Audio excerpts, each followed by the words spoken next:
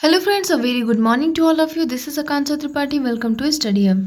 सो friends, आज की इस वीडियो में हम पेपर कोड 110 यानी कि principles and methods of teaching के कुछ एमसीक्यू देखेंगे, जितने भी उस एमसीक्यू उससे बन सकते हैं। So all MCQ types question हम लोग यहाँ पे डिस्कस करेंगे।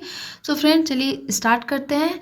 एंड अगर थोड़ा सा पीडीएफ अगर ब्लर आ रहा होगा तो प्लीज़ अपनी क्वालिटी को हाई कर लीजिएगा, या फिर मेरी बातों को भी ध्यान से सुनिए, ठीक है, क्योंकि थोड़ा सा पीडीएफ जो है आई थिंक ब्लर आ रहा होगा। तो चलिए स्टार्ट करते हैं। पहला क्वेश्चन क्या है कि शिक्षण शब्द किस शब्द से लिया गया है। जो शिक्षण शब्द है वो किस शब्द से लिया गया है, तो सीखने के लिए, ठीक है, सीखने के लिए जो है सीखने के शब्द से लिया गया है शिक्षण, टीचिंग, ठीक है। चलिए अगला क्वेश्चन देखते हैं। क्वेश्चन नंबर सेकंड है, छात्रों को अपनी गतिविधियों के माध्यम से सीखने के लिए ज्ञान प्रदान करने और मार्गदर्शन करने की प्रक्रिया कौन सी होती है। तो बच्चों को, छात्रों को मार्गदर्शन करने की प्रक्रिया ऑब्वियसली शिक्षण होता है, टीचिंग, ठीक है।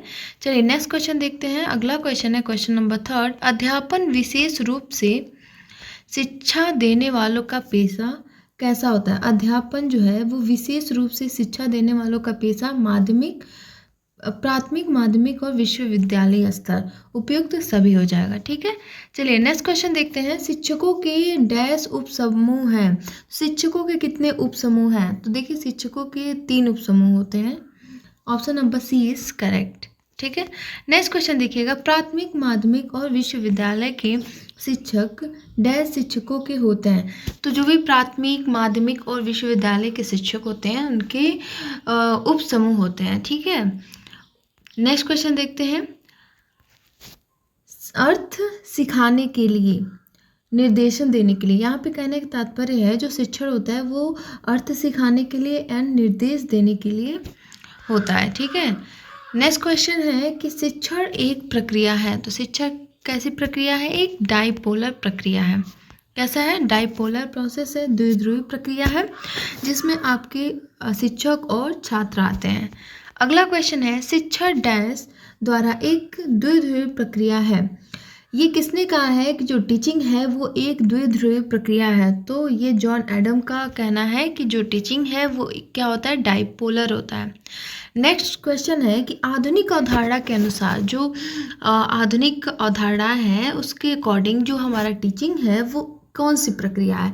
तो इस समय जो हमारी जो टीचिंग है वो ट्राइपोलर हो गया है। ट्राइपोलर त्रिध्रुवीय प्रक्रिया है, उसमें शिक्षक, छात्र और पाठ्य वस्तु आता है, ठीक है, पाठ्यक्रम या पाठ्य वस्तु। चलिए आगे देखते हैं। शिक्षण की त्रिप्रक्रिया में 3 प्रक्रियाएं शामिल है। वो कौन कौन सी प्रक्रिया हैं, तो ऑब्वियसली शिक्षक, छात्र और पाठ्यक्रम। Option number C is correct, ठीक है, ये ट्राइपोलर होता है।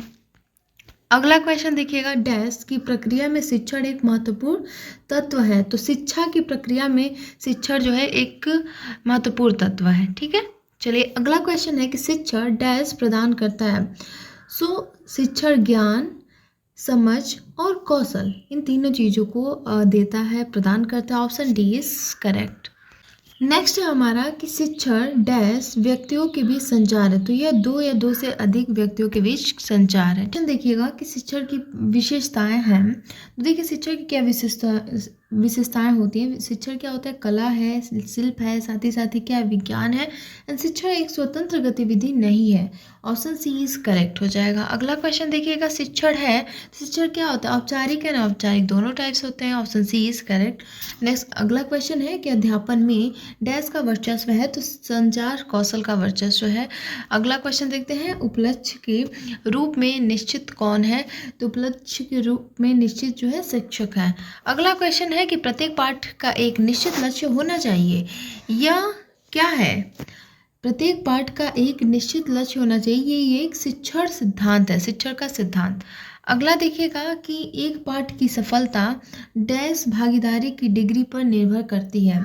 पाठ की सफलता जो है आपके छात्र या छात्रा के भागीदारी, मतलब कितना बच्चे उसमें इन्वॉल्व हैं, उस पर डिपेंड करता है, ठीक है।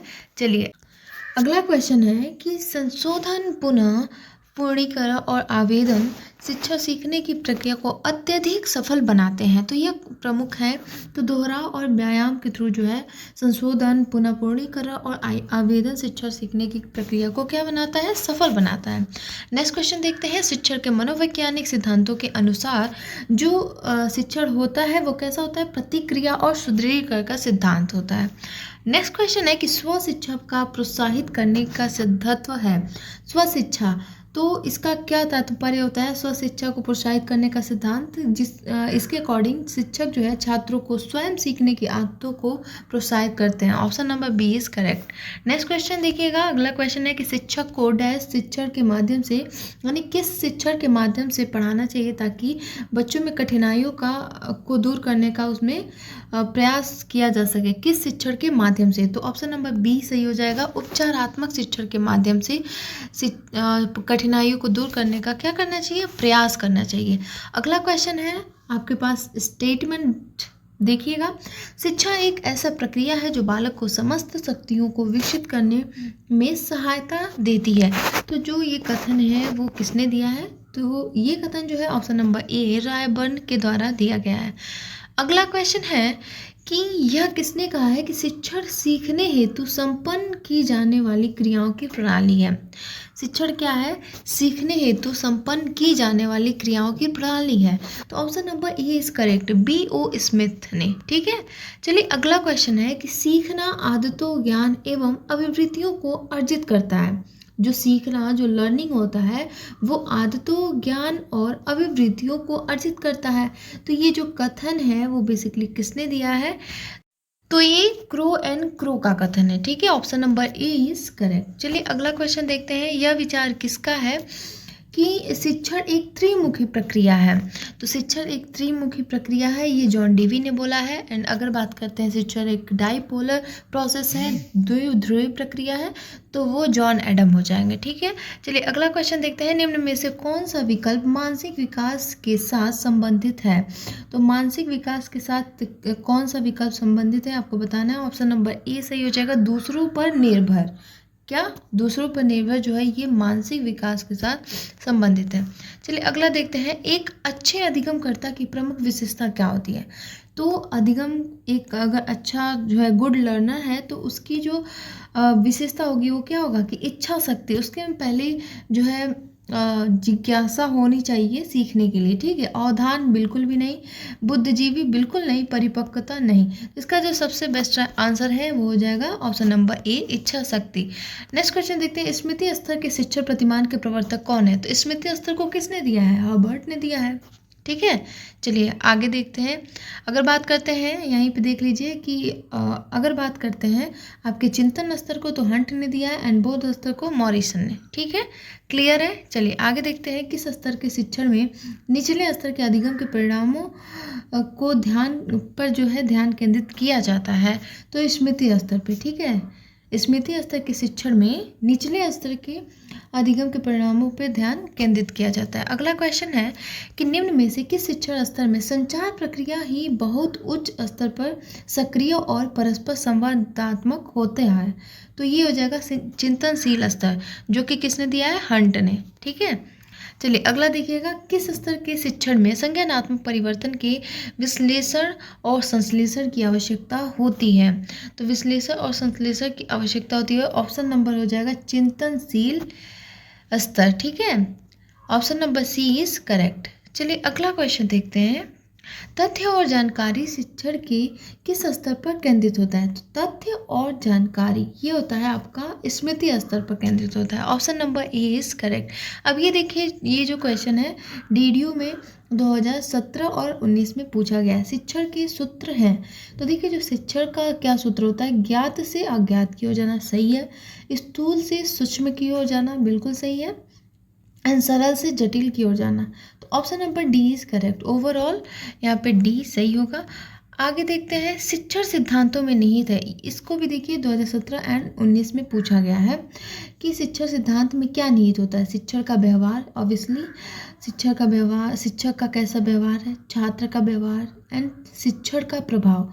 तो ऑप्शन डी इज करेक्ट। अगला क्वेश्चन है कि शिक्षण प्रक्रिया में कितने स्तर होते हैं। तो शिक्षण प्रक्रिया में 3 स्तर होते हैं।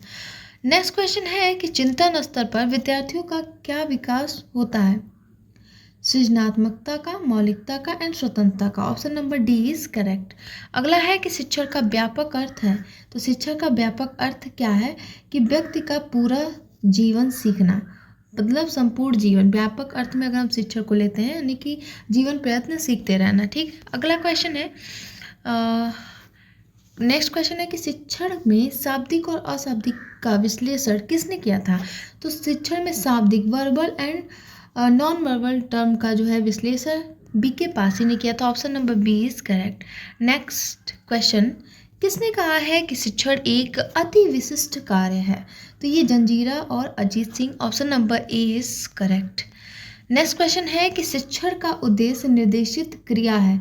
ये जो है किसका मानना है? तो स्मिथ का मानना है। एंड एक चीज़ और मैं बता दूं, अभी आज आपके लिए एक इम्पॉर्टेंट वीडियो भी अपलोड कर दिया जाएगा जो कि पूरा बुक से रिलेटेड होगा। जितने भी बुक्स हैं आपके पेपर कोड 110 में, ठीक है, जो भी बुक्स हैं, तो आपको इधर उधर से नहीं पढ़ना पड़ेगा। आप डायरेक्ट एक वीडियो भी देख सकते हैं, 2-4 मिनट का जो भी होगा, ज़्यादा बड़ा वीडियो नहीं रहेगा। ठीक है, उसमें सारे बुक्स और जो भी आविष्कार हैं वो आप उसमें लर्न कर सकते हैं। ठीक है, देखिएगा कि एक तंत्र शासन में शिक्षण प्रक्रिया कैसी मानी जाती है। अगर तंत्र शासन की बात की जाती है तो वो हो जाएगा ऑप्शन नंबर ए, शिक्षक प्रधान। ठीक है, नेक्स्ट है कि गेने के सिद्धांत को कितने वर्गों में बांटा गया है? तो ऑब्वियसली कितने वर्गों में? 8। ठीक है, चलिए अगला देखिएगा कि गेने के सिद्धांत किस प्रकार श्रेणीबद्ध किया जाता है। ठीक है, गेने के सिद्धांत को किस प्रकार श्रेणीबद्ध किया जाता है? तो निम्न से उच्च स्तर की ओर। ठीक है, ऑप्शन नंबर